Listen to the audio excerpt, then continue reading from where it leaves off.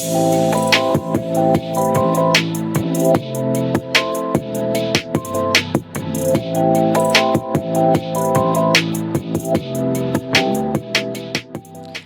family. Welcome back to Landline, your direct to all things politics, comedy, and culture. I'm your host, Janaya Future Khan, champ, yapper, and frequent nuisance in the activist and comedy worlds.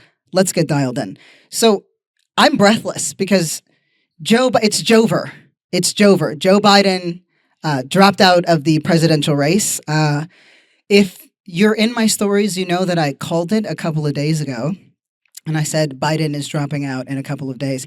And even still, it kind of feels like a relief and a gut punch. It opens up questions, it answers others. And I figured, you know what? Let's just answer every question that I can think of that I would want answered now that Joe Biden has dropped out. So, what just happened? This guy drops out of the race. There was immense pressure from Democrats, voters, Democratic supporters, and also, oddly enough, the Republican Party for Joe Biden to step down after his disastrous debate performance. That it was disastrous is not contestable. He was almost incoherent at certain points in times. He couldn't finish sentences. I think he forgot to blink and close his mouth throughout the vast majority of the debate performance. And if you really want to know how far off the bar he was, like I watched a video of him in 2020, and that was a guy that could galvanize the masses. And the truth is, when you are facing somebody that is a liar, a pathological liar, honestly, he just doesn't ever tell the truth about anything. Donald Trump just says anything that comes to his mind. And that's that. It doesn't seem to matter whether or not it's even based in reality. When you're facing somebody like that, that is just a straight up propagandist and a hoe, you need somebody who cuts through the bullshit. You need somebody who's strong. You need somebody who's succinct. You need somebody who has convictions. I'm thinking of Pete Buttigieg, for example. I watched him in a clip with Bill Maher over the weekend.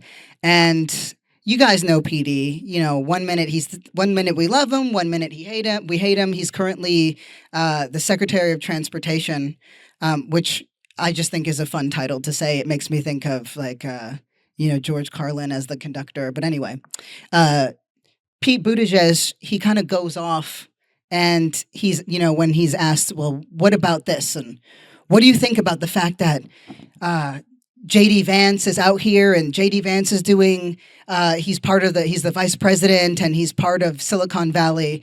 And Pete Buttigieg says, it's just rich guys helping other rich guys get richer, right? That's like a paraphrase.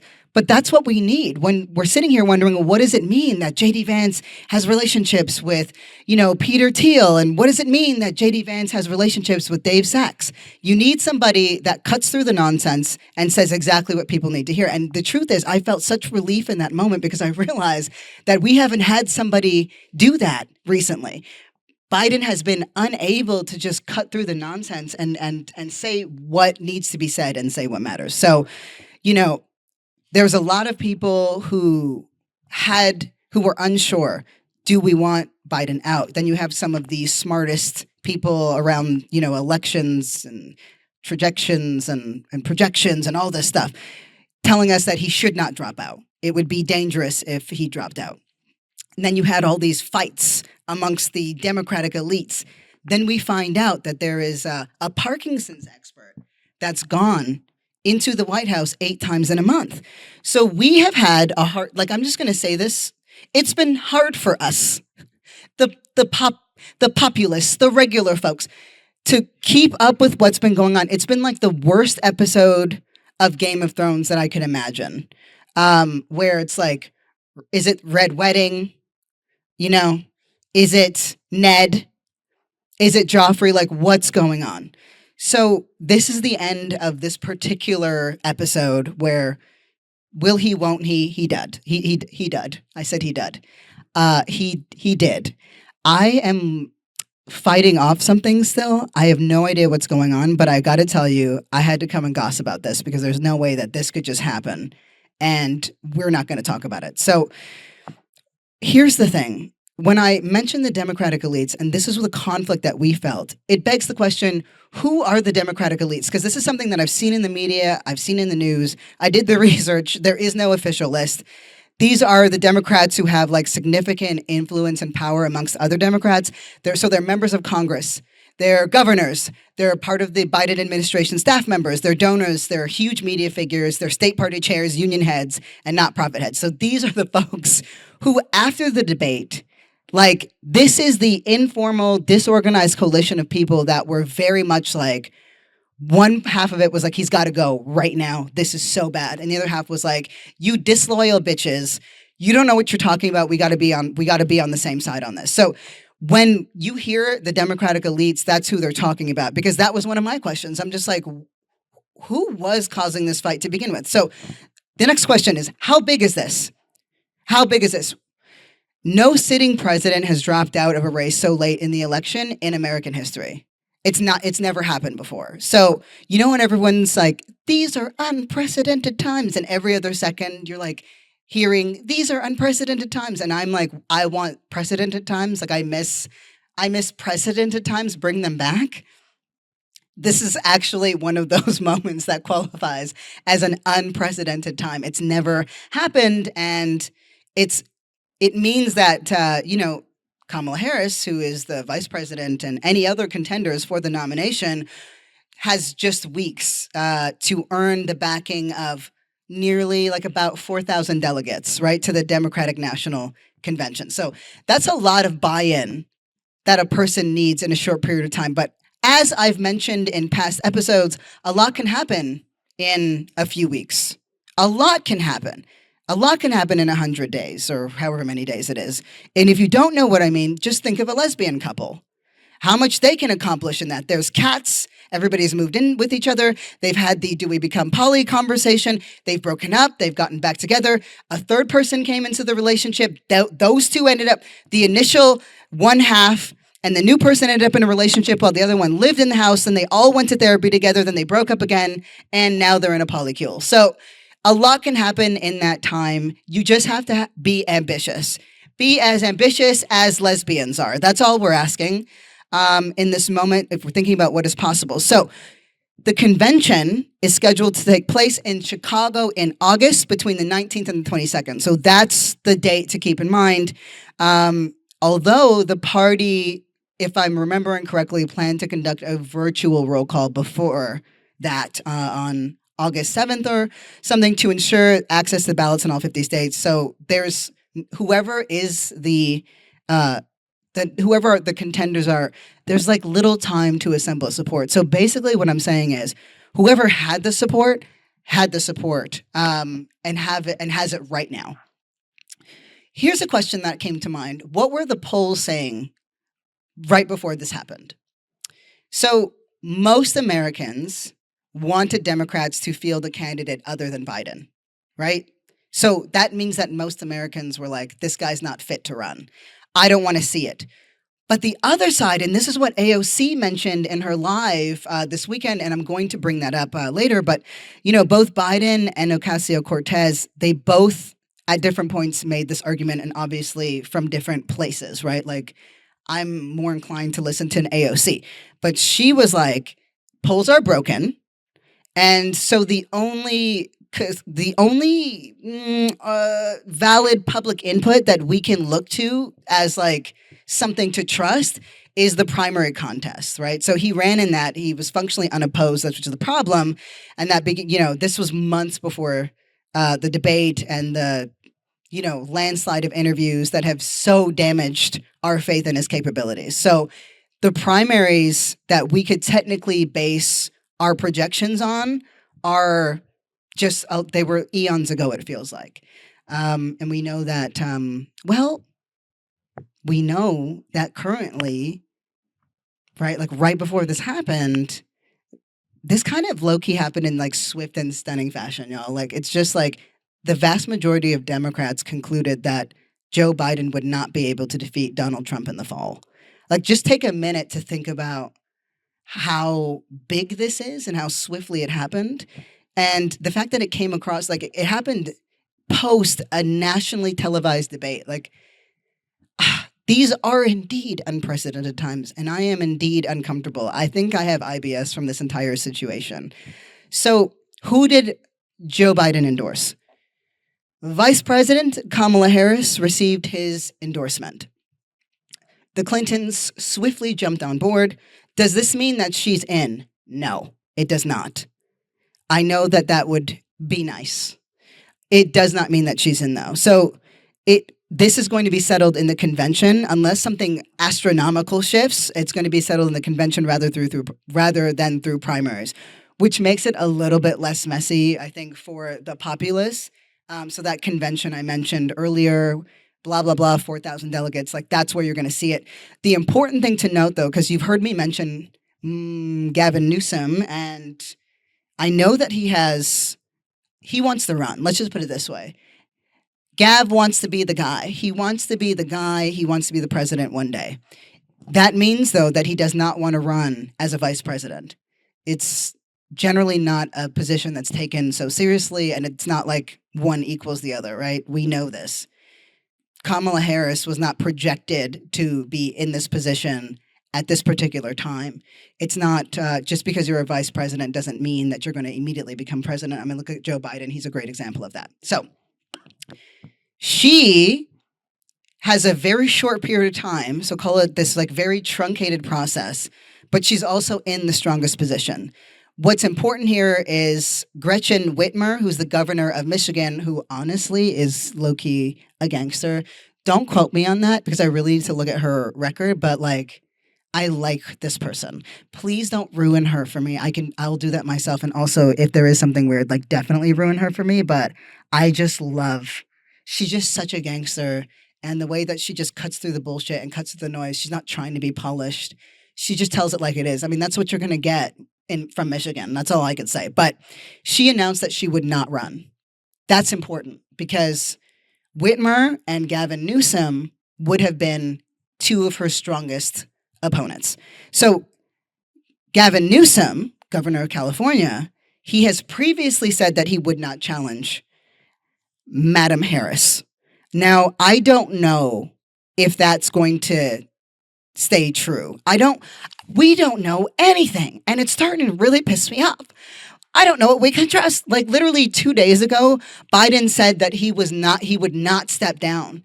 And he was like running out here. And in fact, some of his closest campaign staffers had no idea that this was coming. I mean, they're out here just trying to pretend like they're fine on Twitter and all that, but they had no idea that this is coming. So here's my question. Do we still need to care about AOC's warning over the weekend? So and I'm going to tell you something. I have been one of the folks that went from, I have serious doubts about whether or not Joe Biden should step down to, I think he definitely should step down based on just his health. Because I'm like, if you're the president, okay, if you're not getting the strongest HGH, steroid, Adderall cocktails every day, and you're getting that, and you still can't sort of perform in a way that makes people feel confident, we have a serious problem. We have a very serious problem. Every president that I can think of, and that means there's probably more that didn't have it, but they all had some kind of problem. A lot of it was physical, and we never knew until long after they were out of office, or if we did know, it was more of a question mark than a certainty. So do we still need to care about AOC's warning? So over the weekend, she jumped on a live, and here's the thing I like about our girl. She has consistently leaked information to the masses that we would not otherwise know and removed the veil and the curtain that is behind Congress. I can talk about, and I actually was going to talk about, how immensely under fire she's been in a way that I think is completely and totally unwarranted. But we'll get into that later. What she said was, it's not as clean as you think it is. Like there is not consensus among the Democratic elites and the parties that Kamala Harris is the obvious pick. And she suggested right alongside Bernie Sanders. Now I know again that we currently, I'm saying the left, and I'm being a little bit cheeky. It's not entirely true, but currently these are the two most hated people across a lot of like super hardcore ratty lefties because they were the heroes and now they're not coming out swinging hard enough on issues that are very important. But again, I'm just like, you've heard in previous episodes, what are your actual goals? Like, what are your actual goals? Do we want people who are there on the inside who can reveal what's behind those curtains and gradually move up an agenda and an apparatus that is inherently flawed and corrupt? Or do we just want them to sound like what we sound like? Um, I'm all for it. It's actually, there's no right or wrong in that situation. It's about what kinds of plays that you are making and staging and how long you're in this, how long you're in it. Because I promise you, if you're out there protesting and pushing against, this particular, for example, like the America's funding of Israel, I'm all for it. I think that's one of the most important things you can do, but you're not doing anything different than somebody who is like, maybe my vote can make a change, because ultimately, whether or not you were aware of it, you were trying to appeal to the government to stop an action. That's what they're doing too, from a different vantage point, but it does mean that they have to eat shit in a different way. And I promise you that AOC has been eating shit while she's been putting out these bills and these documents and trying to make sure that the right resources go to the right places, but she's not going to sound like us. That's the trade-off. So I just need us to be on board with what a coalition looks like and the point of it. Anyway, so AOC gave this warning where she thinks it's actually rather perilous for Joe Biden to step down. Does it still matter that she said that? We don't know yet. I think that I want to say, I want to give you something so clear and crystal and easy, but the truth is we don't know. What we do know is Kamala Harris is likely, and new energy is going to galvanize new faces, and there's going to be a shift. I'm telling you, it's very Game of Thrones, where we're seeing who's going to shore up support. This is like, honestly, House of the Dragon, like halfway through season like 1, where two things have been claimed to be true, and we now have to figure out where the parties are going to land, who can shore up what kind of support, who can make the best possible case. Except let's keep it to the Democrats and not also the Republicans, because who fucking cares? They have no scruples. They're scrupuleless. They have no scruples. They have none. Like, when I tell you though, Biden stepped down, and the conflict that I felt inside, like the scream that I scrumped, like I was like, am I happy? Am I upset? I don't know. But anytime we have somebody who's giving us insider information, don't take it as, oh my God, I don't know what to do with this information. This freaks me out, to, oh, actually, they're messy, but this thing might clear up. So she did say it was perilous. She did say she didn't think it was a great idea. Actually, she didn't say this is good or this is bad. She said, I want you to know this. And that's the power of somebody like AOC. She's not telling you what to think. She's not telling you what to do. She's telling us what we're not seeing. This is what's important to note.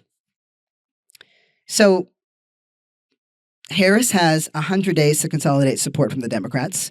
She has 100 days to establish herself as a credible national leader. And honestly, I think she can. I don't know if she's going to be the guy. I think it's very likely that she is, with such a strong endorsement from Biden. I mean, if you want to give him credit for anything, he didn't go RBG's way, right? He didn't let the hubris, like it wasn't like old man nonsense. Did he let it run too long? Yeah. Do we need to be grateful? No, that's not what I'm saying. I'm saying that this means new energy, and we went in not feeling strong, and we might be confused right now, but we might be going in a little bit stronger. So I made a little bit of a case for why I think this is a good thing. And I made a bit of a case for why I think it's important that AOC stays where she is and continues to remove the curtain. And why? I'm going to tell you this. What did Biden do while he was in office? Yes, we know that he continues to fund, that administration continues to fund Israel. We also know that those resources are going to skyrocket under Trump government. because they're a weird, deranged theocracy with no, like, they're, I can't believe I'm saying this, and I can't believe I'm saying this to you as like an actual fact, like it's something that is informing the Republican Party. The Republican Party are largely theocratic, which means they're deeply religious, and they're being funded by technocrats who want to do whatever the F they want to do without any kind of like bar or measure or regulation. So that's one force that is making sure that, you know, Trump wins and that there's as much discord on the left as possible. The other side are religious zealots, evangelicals who are convinced that Israel let me make sure I get this right. They believe that once Israel is realized in its full capacity, and once they gather all Jewish people, and again, this is what evangelicals believe, that Jewish people are evil and disgusting and the devil. And so you put them all in Israel, and they will see through their own destruction. That congregation of evil, this like pure evil, disgusting people, this is what they believe of Jewish people, will bring in the second coming of Jesus Christ. So it will incite Armageddon, right? It will incite Judgment Day, and then the death of Jewish people will bring in the second coming of Christ. These are the two major belief systems that are informing the Republican side. So I'm saying that so I can tell you what Joe Biden was able to do in office. And again, if we want to actually stop the funding towards Israel, we need somebody like a Sanders or a Warren or an AOC in office.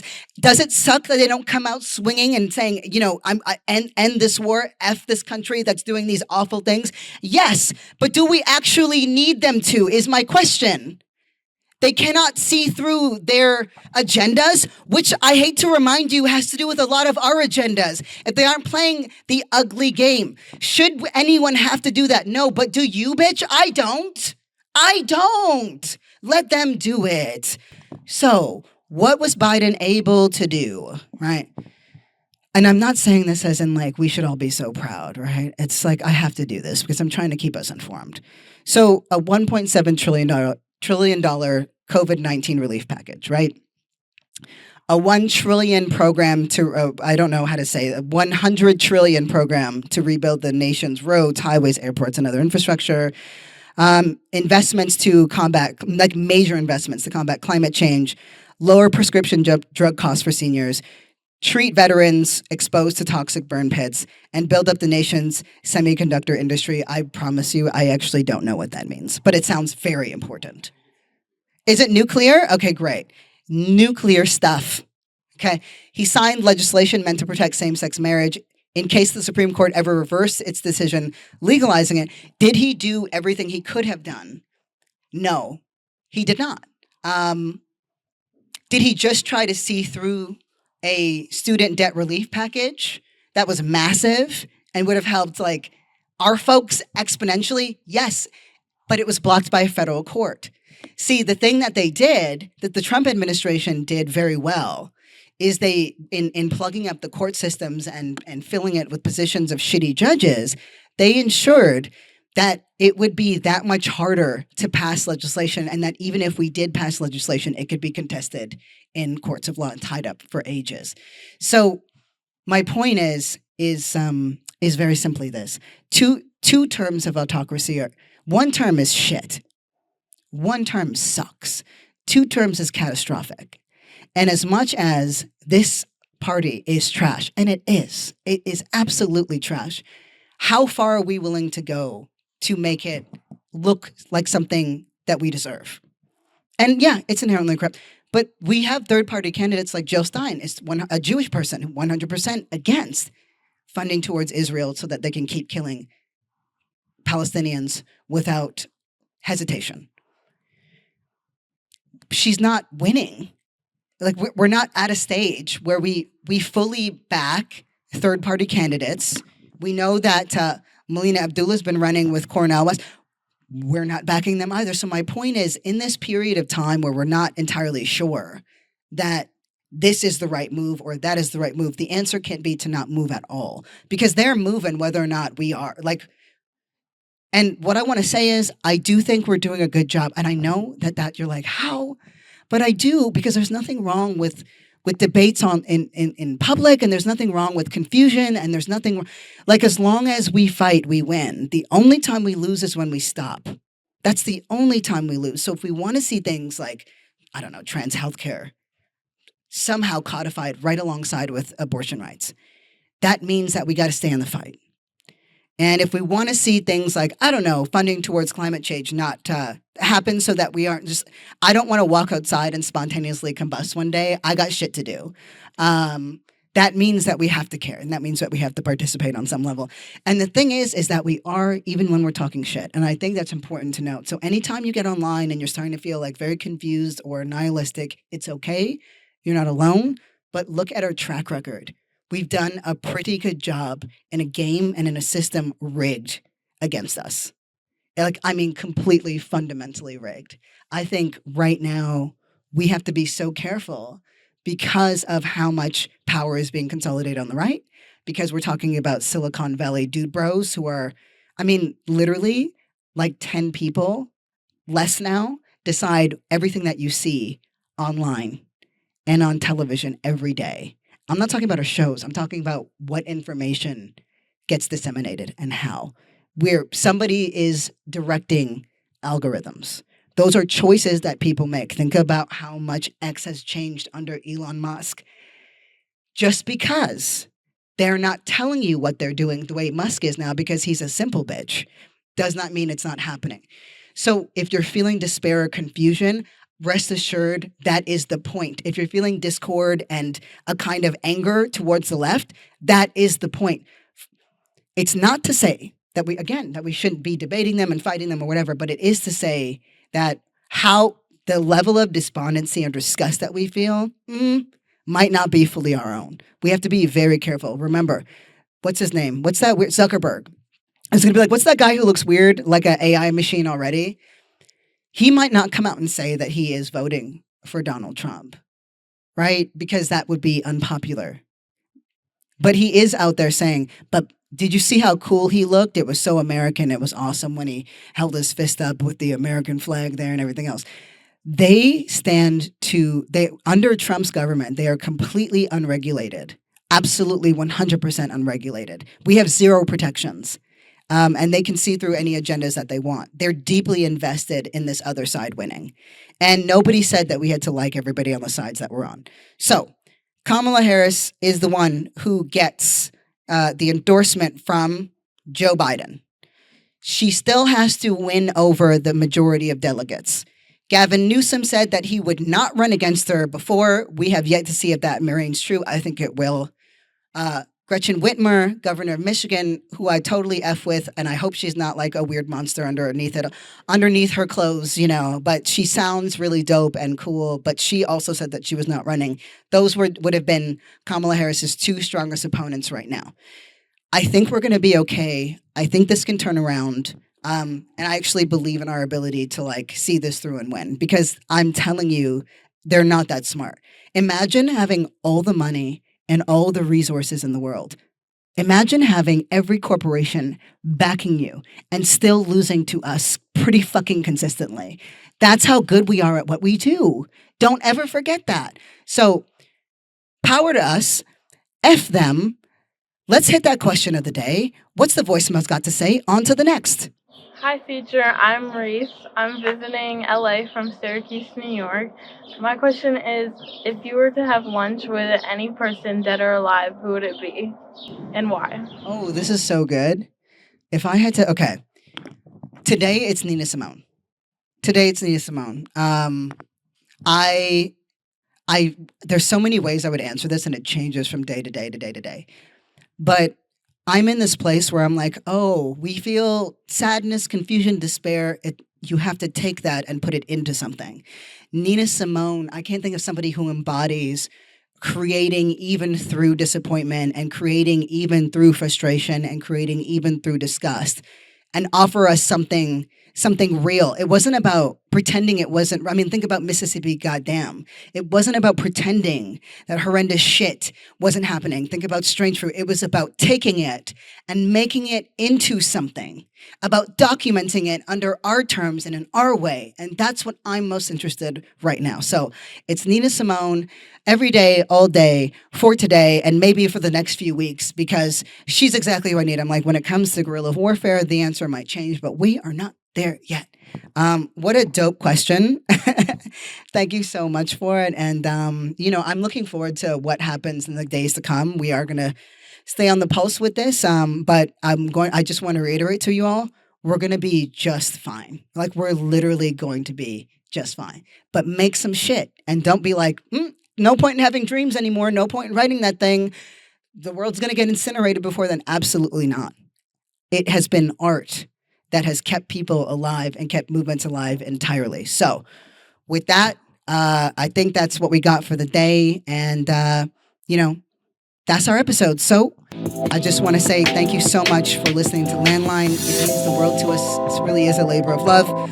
We do have new episodes dropping on the daily. We're going to up it to 4 this week. We are on Spotify and Apple and soon everywhere that podcasts are. So find, you know where to find us. Drop us a voice note with your questions to landlinewithjfk@gmail.com. You know what it is.